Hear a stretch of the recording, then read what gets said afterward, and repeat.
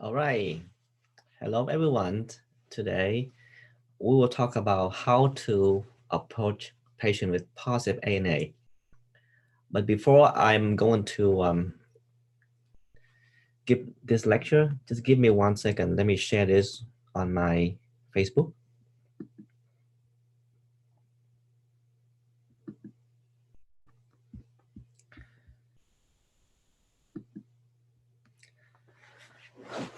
All right, so let's go ahead and start it.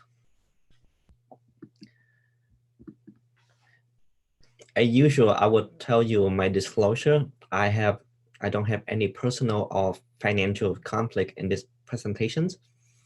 And I also do not endorse any products in this presentation. All right, so this is the objective, and bear with me today if you see me tired because it is 8:10 p.m. California time and I have such a long day. All right. I hope after this presentation, the learner, which is you, should be able to identify common reason for positive ANA and other autoimmune labs. You should be able to consolidate history, clinical findings, and lab to diagnose lupus, MCTD, rheumatoid arthritis, Sjogren's, systemic scleroderma, and other autoimmune disease.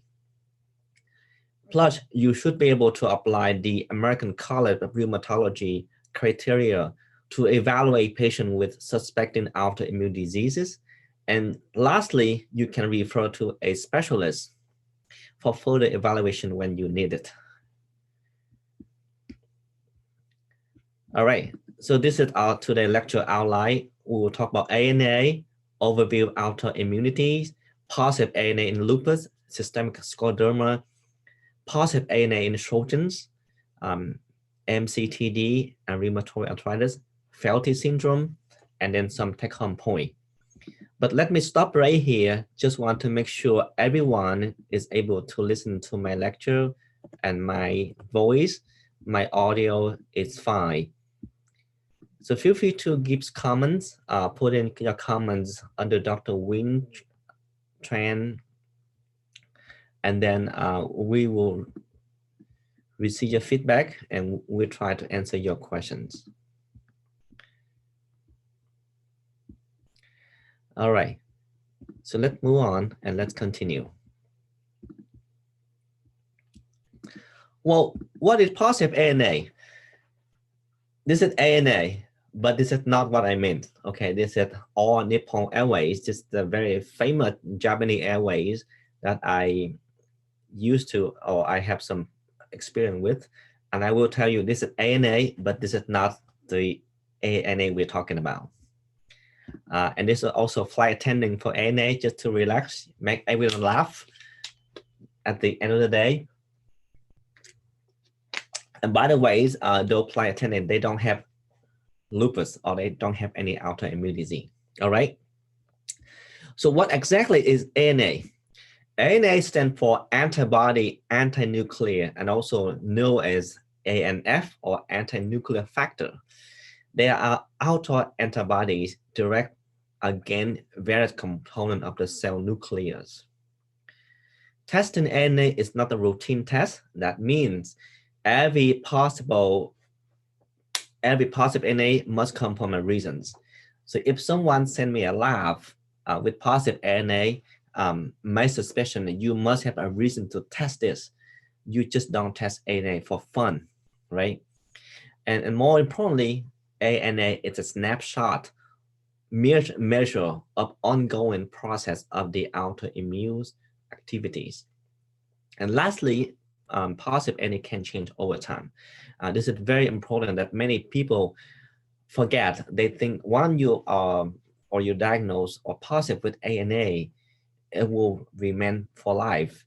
In fact, you may become negative some point in your life, and then you can become positive later. So that's important because this is just a snapshot of your autoimmune disease. Now let's go into detail to make it how you explain it to your patients. The way that I explain to patients in ANA, it's quite simple. You, as a country, like the US, here we talk in California. So the US themselves have the Army, the Navy, the Air Force, and those brand of armed forces to protect our country from other invaders, other countries. For example, let's say someday China or Russia invade US. So we have those armed forces to protect other country from invadings. Now, what if those armed forces like the Navy or the Air Force turn around and point back to us, instead of they protect us from other country, those armed forces go against us. So they pointing to the city, to Los Angeles. And that's where the problem is, because now we are fighting each other. Our army fight against our body. And that's how we're testing for ANA, because this is a test to evaluate the activity of our defense system against our body. So to be more specific, autoimmunity is a system of immune responses of an organism against its own healthy cell and tissue. And any disease that results from such activity we call autoimmune disease. All right, so far so good. So we fighting against each other. And this also makes autoimmune disease very difficult to treat. So let me go on and talk a little bit about autoimmunity before we go into each particular disease.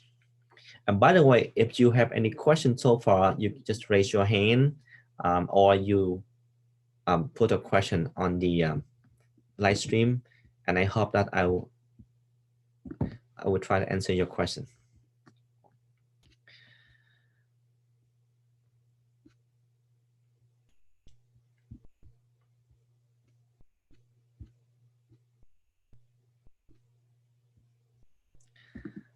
All right. So far, all the comments are in Vietnamese, so I guess none of my students are watching my lecture right now. That's fine. You guys have to watch it later because this is a requirement for my module. All right, guys. So autoimmunity is the feature of the healthy immune system. We are able to recognize which one is cell, which one is not cell. For example, you have Christmas party at the moment, and then you go home, you see your daughter sit with your wife. Immediately you recognize this is your family member, so you don't call 911. You don't say, oh, that's something stranger in my house. However, if you go home and you see a brand new kid, you don't know who is this kid, you may question, oh, who is that person? Then this is how you recognize this is not yours, this is someone else. So that's similarly, our body also recognizes cell versus cell based on same concept. The key thing, how to recognize cell versus cell, we call communication between immune cells. Now, you go home tonight and you see someone else, some stranger at your home, but you look around and your daughter say, hey, daddy or mommy, this is my friend. Oh, so you say, oh, so she no longer a foreigner, she is your kid's friend. This is how our cells in the immune system work similarly. So T cell and B cell and other autoimmune cell, they talk to each other to make sure that the recognitions of the foreign subjects are everywhere. So when you recognize something truly foreign, you know this is not your body. This is a very complex cycle, but I like to show you an idea that when the abnormal activation of the immune system trigger everything else in the autoimmune disease. Now, when we mentioned about the cell versus non-self, you realize that it needs communication. If you activate a wrong system in the wrong way at the wrong time, you have autoimmune disease. That's it. That's a very simple concept. Just to tell you how complex autoimmune disease today is, it can involve multiple organs. If you go to GI tract, you have autoimmune liver disease, you have autoimmune hepatitis, you have a lot of them.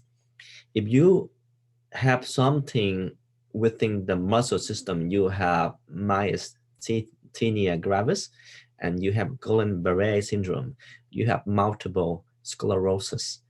If this go to your eye, you have autoimmune uveitis.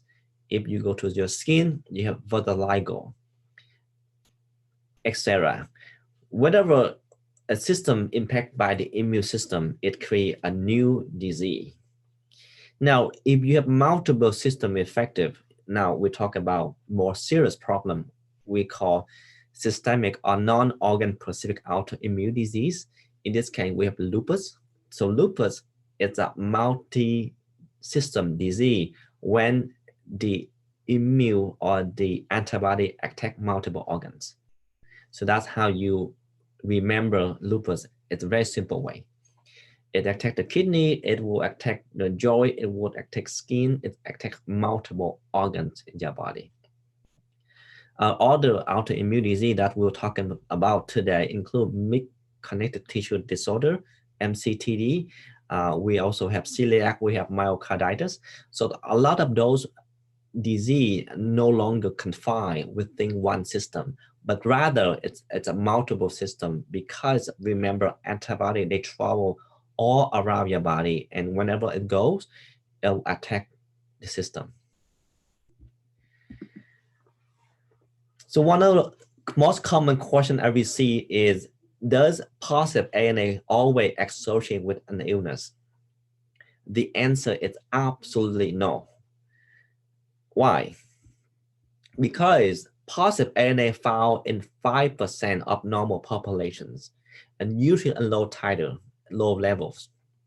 Now, if you, just like anyone else, happen to have positive ANA, don't be panicked. You could be 5% normal population. That means you don't have any diseases and you are doing just fine.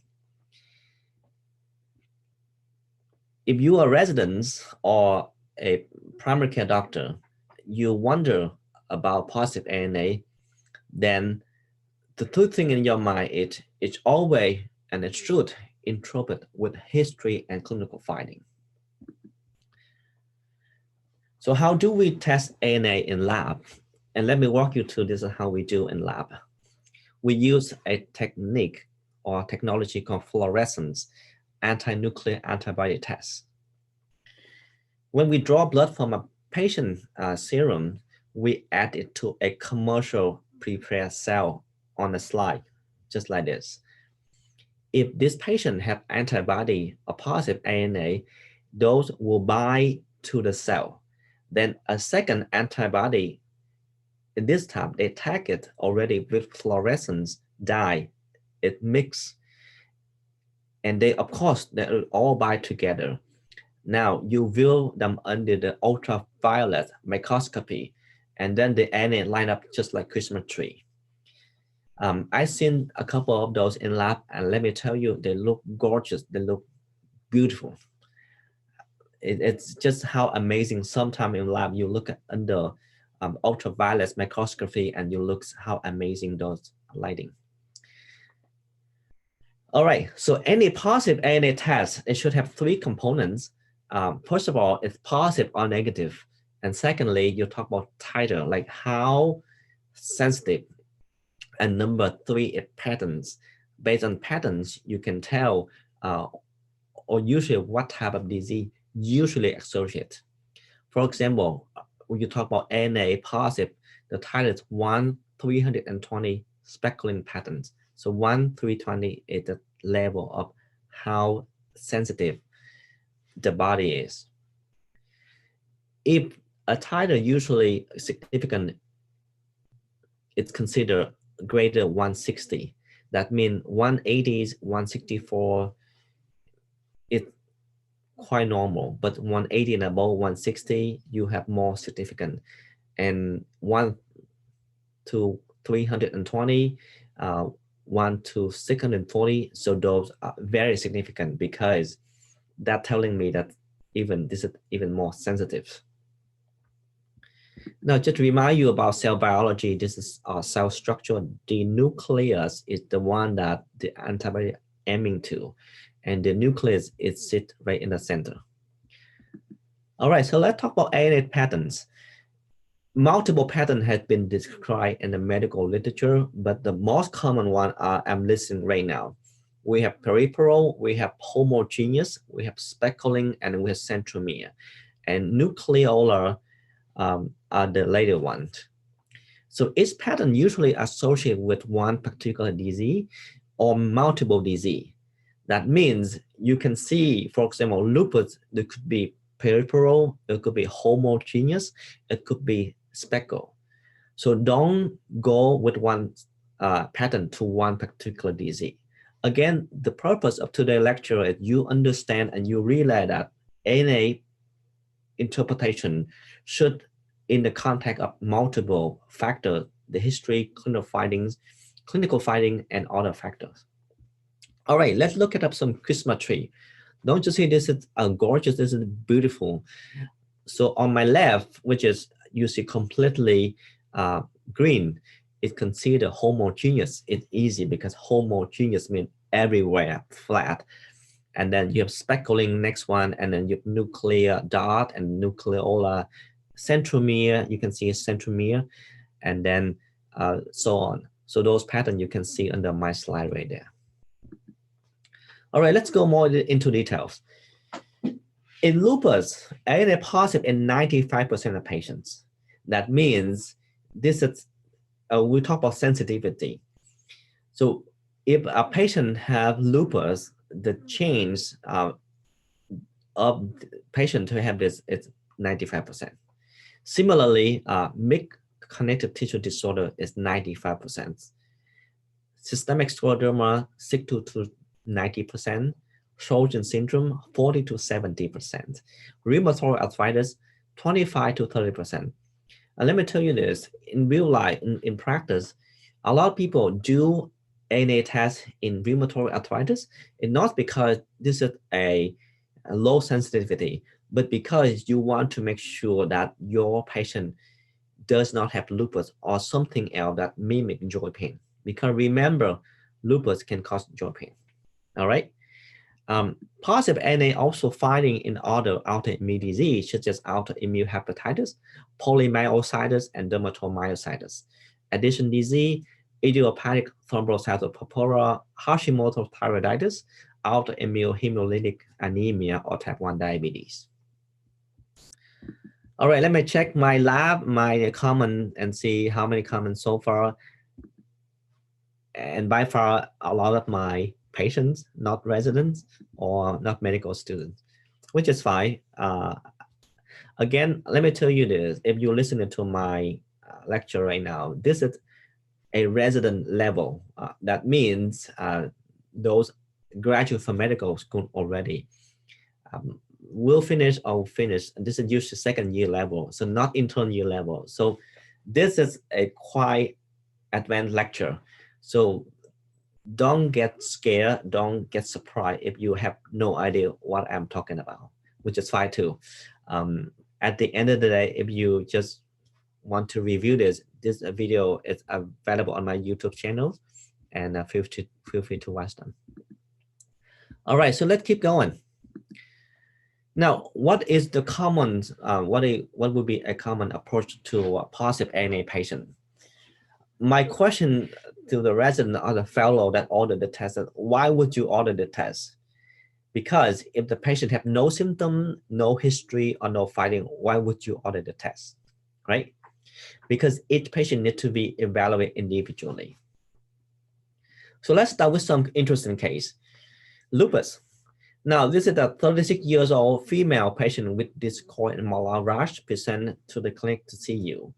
She also complained of fatigue, joint pain, and hair loss for the past several weeks. Would you order an ANA? Or the answer is yes, because you like to make sure the patient does or does not have lupus. Now, I will come back in a different lecture in dermatology to tell you how to describe rashes, but this is a typical malar rash. You see asymmetrical. It's non-blanching erythematous flag because you can feel the roughness of her skin. And she may also have other feature in her skin, such as a fine scale around her nose. And you can see the nasal labia had been spared. So malaria usually does not cross across the nasal labia. On your right side, is the discoid rash. This is more like a chronic issue when you can feel the central of the rash is more like clear versus the outside, and the rash is more like discoid, mean like rims look like. So those are quite typical feature of lupus. And yes, you will order, you ask for other lab or clinical feature include photosensitivity. So if the patient go to the sun and her skin react, become red. She also have cellulitis. She have proteinuria. She have protein in her urine. She may have seizing activities. She may have anemia. She have leukopenia, thrombocytopenia, or oral ulcer or arthritis. As I mentioned earlier, positive ANA can happen in 90% of patients with lupus and with about 70% specificity. One interesting fact about lupus patients, those positive ANA could present 2 or even 3 years prior to their symptoms. What does that mean to you? It means in a great clinical context, you may anticipate patient have those lupus symptoms in 2 or 3 years. However, if that time there's no symptom, no sign, whatever, why would you order an ANA lab, right? So my question always for the resident fellow, why would you do the test? Just like any test, any lab or any imaging, why would you do those particular lab or imaging if there's no change in terms of management? So in this case, will you order an anti-double-stranded DNA or anti-SMIT to confirm your diagnosis? I also have this question from the resident. Could the patient have negative ANA and then have lupus? Well, the answer is yes. You recall a couple slides ago, I mentioned that ANA can change for life. That means sometimes you have positive ANA, but sometimes it could become negative. That means if patient have lupus and her symptoms are well controlled, then at some point she could have negative ANA. All right, let's go on. This is the criteria for lupus, and this is an update from roomtutor.com. And I like to tell you, you need 4 points with 1 clinical and 1 lab to make a diagnosis of lupus. That means, so on my left, we have clinical criteria. On the right, we have immunologic criteria, and you need to have both. So easy for the right one, you positive ANA, anti-double-stranded DNA, anti-SMIT, anti-phospholipid, low complement, and then direct cum test. However, you will not count this one in the presence of hemolytic anemia, and you know why, right? In the other side, clinical criteria include acute cutaneous lupus. We have malars, and they have chronic cutaneous lupus. We have discal lupus. We have oral or nasal ulcer. We have arthritis. We have psoriasis. We have renal manifestation, such as acute kidney injury, proteinuria, etc. All right. In lupus, you could have both double-stranded DNA and anti-SMIT are positive, and both of them are quite specific to lupus.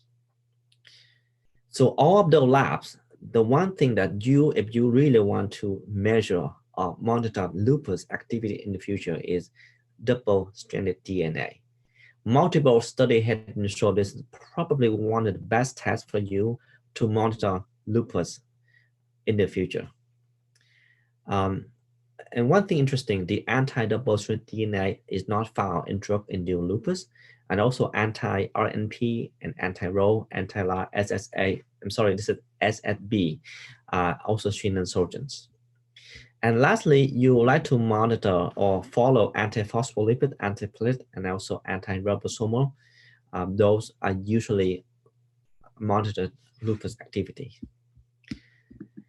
And I'm going to give you this slide from UC Davis. It basically to tell you what to do, ANA positive in this side and negative in this side. Basically, if you have positive ANA lab, I hope you have some clinical symptom. I hope you ask some history before you order, and now the result came out as positive. Then you order double-stranded DNA, and you can see some of them in my slide. One thing, let me talk about drug-induced lupus before we move to the next condition is those are common medication that sometimes you may forget. If you have people present with lupus symptom and they on multiple medication, check those drugs, especially the anti-arrhythmics like procaine, antihypertensive hydralazine, most famous one. This is also on your board. Anti-thyroid medications, neuroleptic lithium, and then anti-tubercular also can cause drug-induced lupus. In short, many drugs may cause drug-induced lupus. All right, let's move on to the next case. We call systemic scleroderma. Now, this is a 45 years old female present with skin tightening and hand color change in cold weather. So in her hand, you can see some of her fingers change red, become white, and sometimes white to blue.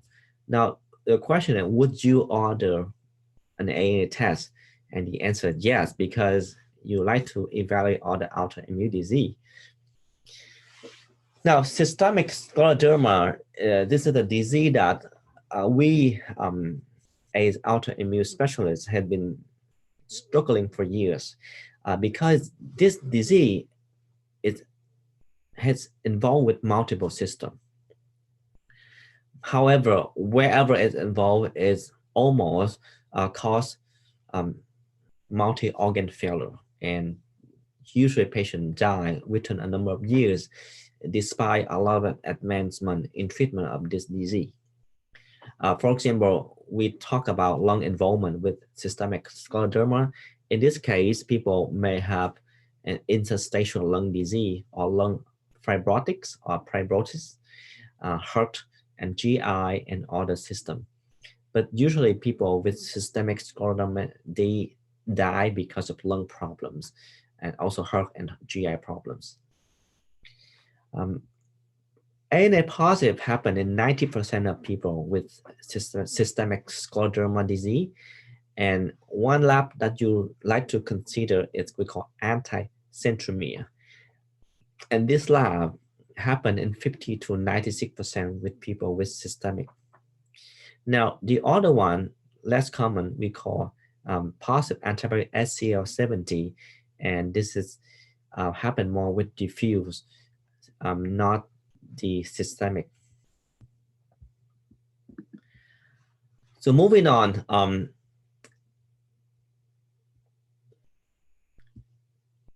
all the systemic involved, I already mentioned to you that we have heart, we have lung, we have GI. One last thing about this is we have diffuse systemic scleroderma with an isolated systemic scleroderma. It basically tells you that it involved in multiple parts in the body with a single spot in the body. Here, I'd like to share with you one of the latest criteria for ACR and also EULAR for the classification of systemic sclerosis. Each of them have some scoring system, but you really want to have both the clinical findings and also the lab findings. And the most common one I mentioned earlier is called Raynaud phenomena, when the color change in cold weather, and then related antibody, which is anti-centromere, anti-topoid isomerase, anti-SCL70, RNA polymerase 3. So you add those score up, and if you have nice score, then it's considered a diagnosis. All right, moving on. We have positive ANA in rheumatoid arthritis. Rheumatoid arthritis is actually a quite common disease in Asians, in Vietnamese patients particularly. Here, I'm presenting you a 38 years old female with morning stiffness. She has multiple small joint pain and also both hand bilateral. She also presented with general fatigue and some shortness of breath. The question, would you order an ANA? And hang on, let me check my lab so far because it sounds like, see if I have any resident or any student participate. By the way, let me share this in the medical English teaching.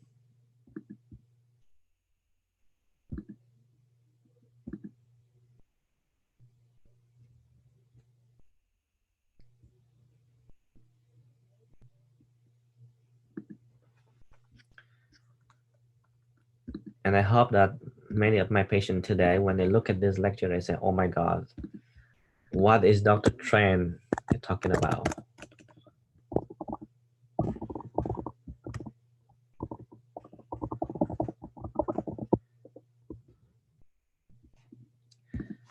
All right, moving on. I have no question. That's good because then I can go home earlier. All right, so rheumatoid arthritis, a positive ANA. This is a disease that the antibody attack the joint. And remember the key point about it is small joints. It's usually not large joint, but small joint like the hand, the phalanges. Because multiple reasons, but one theory behind it, because this is highly vascular and also accumulation of the pro-inflammatory markers. So that make the inflammation of the synovial, or we call synovitis, it happens more often. Anyway, so you can look at the picture. The one on the left is the normal one, but the one on the middle one is the one with rheumatoid arthritis. So when the synovium or the lining that contain fluid between the joint had been inflamed, we call synovitis. And synovitis is a clinical exam, but also clinical finding. You will see swollen finger, just like a sausage digit. Look at the picture on the right side. However, you can also see synovitis in the ultrasound when you see increased vascularities on the Doppler color. And some days, if I talk about ultrasound, I can show with you what it look like. All right, so ANA and rheumatoid arthritis, it's common, but it's not so common. Remember, people with rheumatoid arthritis, 25% or 30% of them may have positive ANA. That means the majority of people with rheumatoid arthritis, they will not have positive ANA. However, we still testing positive ANA because we like to make sure the patient does not have other autoimmune disease. Just to let the resident and the fellow know, those are the terminology that usually when you describe a deformity in hands, we call boton deformity, botonia, or we can ulnar deviation, and then swan neck deformity of fingers. So those are the one you heard a lot, but those the way that should describe. Also here, I share with you the latest ACR classification criteria for rheumatoid arthritis. It basically unit 6 score. Remember, if you have a large joint, one large joint pain, that doesn't count anything. However, if you have multiple small joint pain, let's say 3 here, 3 here, 3 here, you have 6 joint at already 3. So small joint pain matter in rheumatoid arthritis. That's the bottom line. And also serology, sometimes it does, sometimes it doesn't, because if patients have negative RF, they have 0. If they have abnormal CRP and ESR, which is a marker for inflammations, you can still make a diagnosis of rheumatoid arthritis. Bottom line, you don't have to have positive rheumatoid factor or positive anti-CCP to make a diagnosis of rheumatoid arthritis. So in rheumatoid arthritis, Yes, we will continue. We do ANA to evaluate other causes, but we monitoring ESR and CRP, and because in control rheumatoid arthritis, those numbers usually low.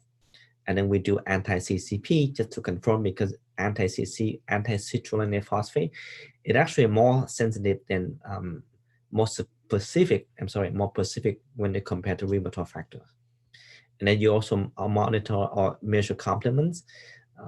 And I mentioned earlier, sometimes people have rheumatoid arthritis, but they have negative rheumatoid factor. Felty syndrome is the syndrome that usually you see in the board exam. In real life, you won't see that a lot. You see this in major academic center at USC, UCLA, but in small community hospital, you may not see it. And basically, the way that I explain to a resident or fellow, this is a super big, very strong rheumatoid arthritis. That's it. That means people with this Felty syndrome, they have a lot of pain. They likely to be more infected with infections, and then they also have lower ability to fight with infection because they have a large spleen, they have splenomegaly, they also have neutropenia, and they also have thrombocytopenia. And obviously those factors increase the risk of infections. All right, moving on to another disease we call Sjogren syndrome. Sjogren syndrome is an interesting disease because it involves a lot with saliva and mucus gland. So patients present to see you with Sjogren's, their main complaint is dry eye, dry mouth, and sometimes dry vaginal.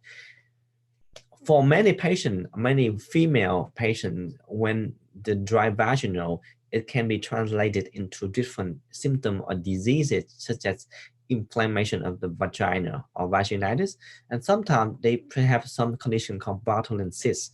And this recurrent again and again, likely somehow could be due to infection due to low mucus gland of the vaginal. You can see in Sjogren syndrome, their tongue and their eyes. So on the left one, the tongue really dry.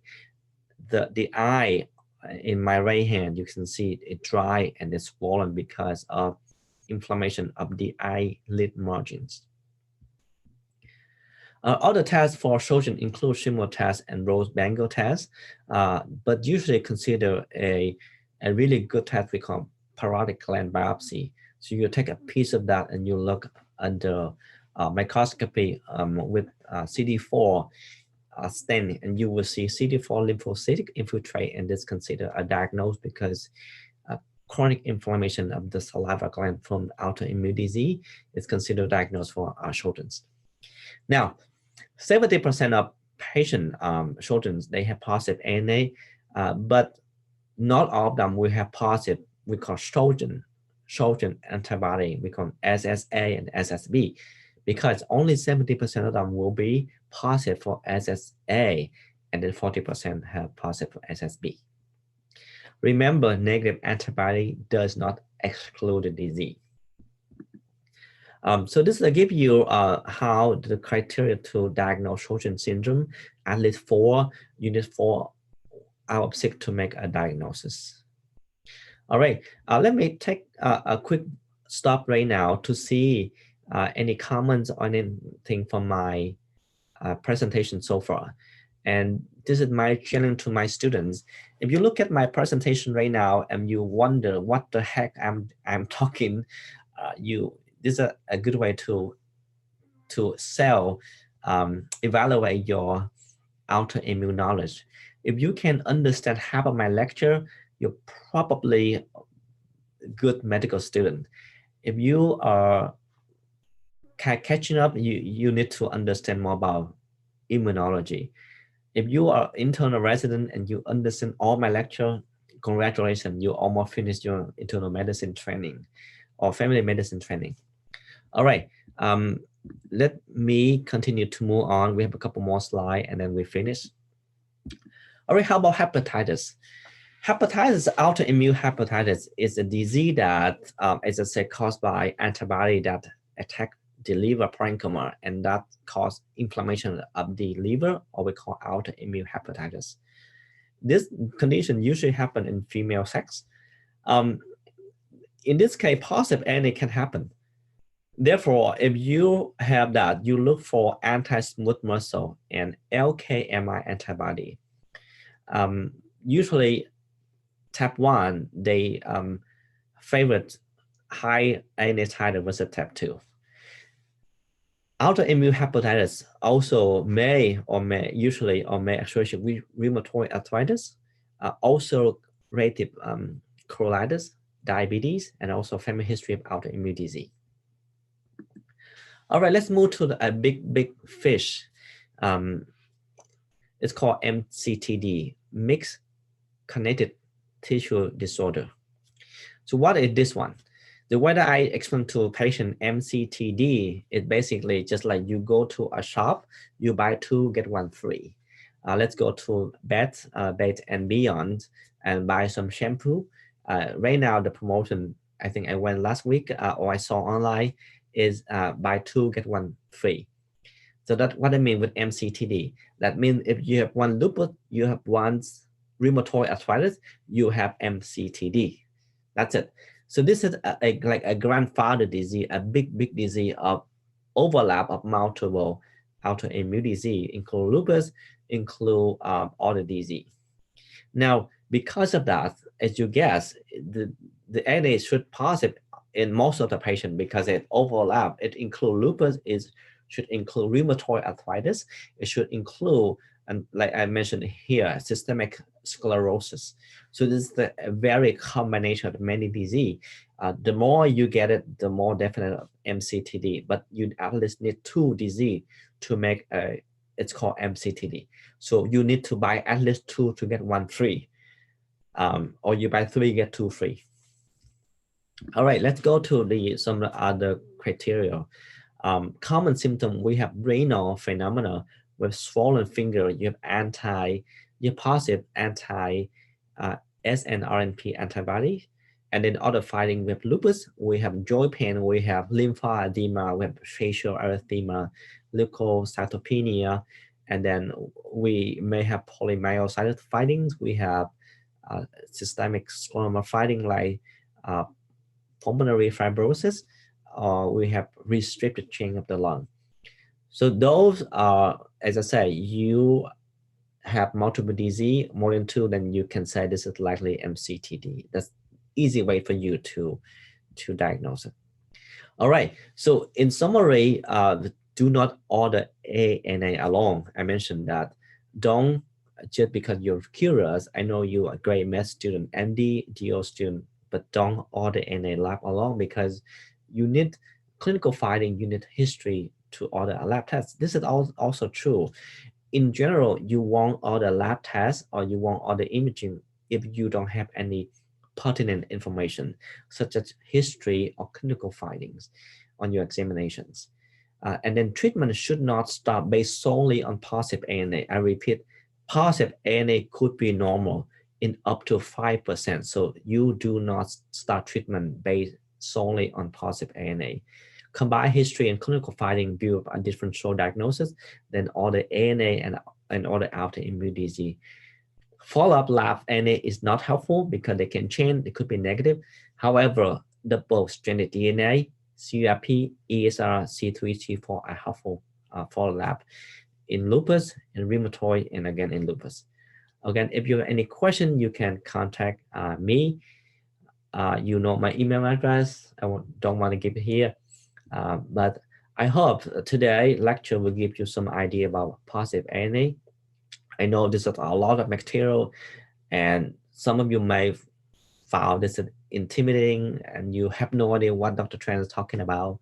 Welcome to the world of real medicine, because this is my usual lecture given to internal medicine residents, also family medicine residents, and sometimes fellow level. All right, I'm going to stop my sharing here and wait for questions. And if I don't have any question, I'm going to go home. Let's see.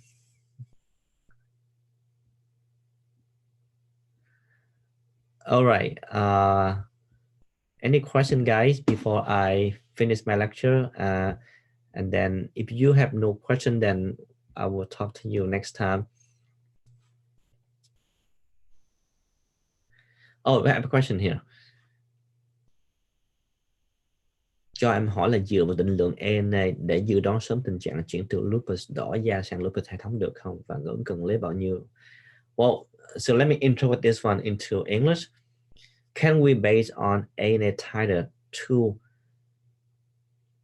make prognosis transformation from skin lupus like malaras or discal lupus into systemic lupus? Well, the answer is maybe, because if you see, for example, this time you have ANA positive but in low titer with discal lupus, and then you see increase from let's say 1 to 160 to 1000 titer. That means you increase dramatically. So something else has been going systemically. Yes, so I think in that case, the answer is possible. However, you need to look for other labs. You look for creatinine, you look for creatine ratio, you look for proteinuria, you look for all the systemic symptom of lupus. All right. And someone asked me, this is psoriasis. The answer is no, this is not psoriasis. Psoriasis would be a different topic. And for now, I think I am intimidate you enough with this lecture. So hopefully I won't scare anyone. All my students in Vietnam, you okay? Okay. I wish you a pleasant Christmas. I'm going home, and I will see you next lecture. Thank you, guys.